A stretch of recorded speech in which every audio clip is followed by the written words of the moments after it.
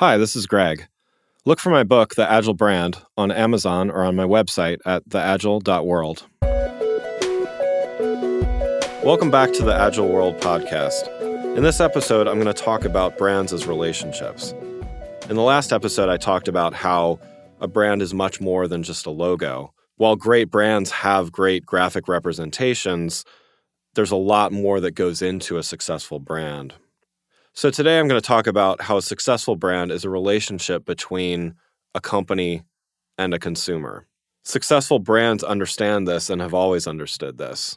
While customer experience is something that a lot of people are talking about in marketing circles and branding circles lately, it's always been around. And whether it was part of customer service or whether it was part of a sales mentality of that it's easier to win business from a repeat customer than it is to win a brand new customer.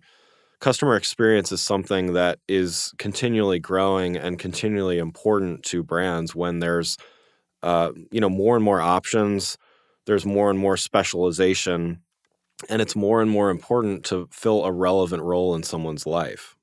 So this relationship is something that needs to be genuine. I don't think that brands can have an unrealistic expectation that this is more than a brand really helping someone when they need it. It's not an emotional relationship. It's not something where someone wakes up in the morning and wonders how their favorite brand is doing. I think that's an unrealistic expectation. But when you wake up in the morning and you want to make it to work and be happy and get through the day, you probably think about, if you're like me at least, you think about getting a cup of coffee. To me, my relationship with a company like Starbucks, for instance, is not so much I care about Starbucks and how they're doing in the morning. It's that I know that they make my life easy because I can order a cup of coffee before I get to a store through a mobile app. And when I show up, it's there, it's waiting for me. They have made that process seamless. They've made a relationship where I have a need. They've solved that need.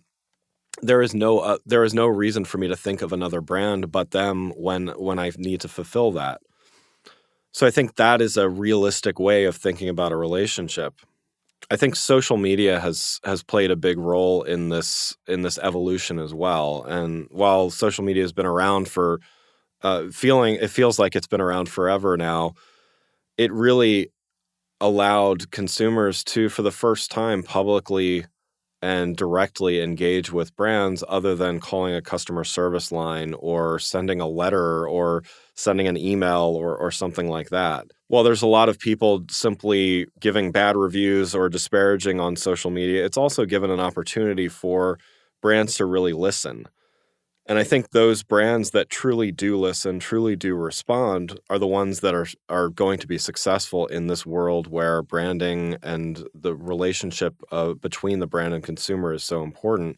They're the ones that are going to be truly successful. You see many examples of this, both good and bad.